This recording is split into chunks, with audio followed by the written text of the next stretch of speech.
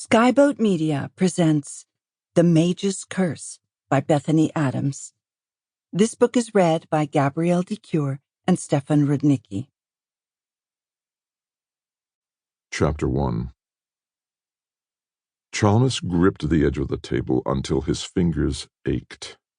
Fury and frustration scalded his blood, but he would gain nothing by snatching up the crystal hovering daintily in the stream of pure energy in front of him and tossing it against the wall.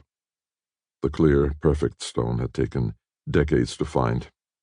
How many more decades could he bear to lose?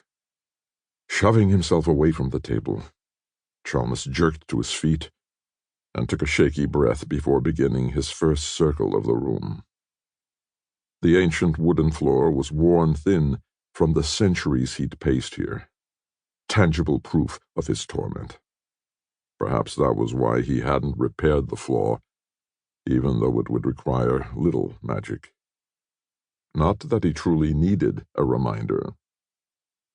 As he marched around the perimeter of the workroom, he did his best not to glance at the table in the center. He'd spent so much time creating the apparatus, from carving the sigils into the stone to meticulously channeling an entire ley line of energy through the center and connecting that line to the earth dimension. A link that, with the aid of the crystal, allowed him to touch the minds of those in that far-flung land. Sometimes. Blasted humans. Over the centuries, they'd grown increasingly oblivious to the magic swirling around them. Most didn't believe in magic at all.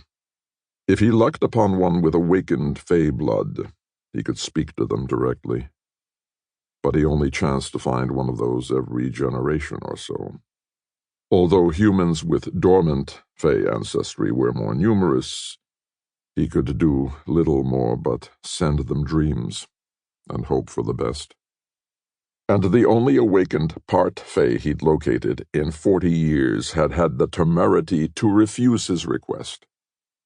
Why? The man could have done the task in a matter of months, certainly not more than a couple of years. It couldn't take that much effort to write down a tale given by another, but these humans, part fey or no, made it seem like a monumental task. They weren't cursed to remain in this pocket dimension, though, were they?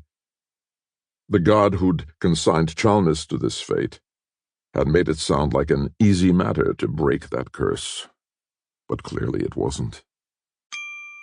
Sample complete. Ready to continue?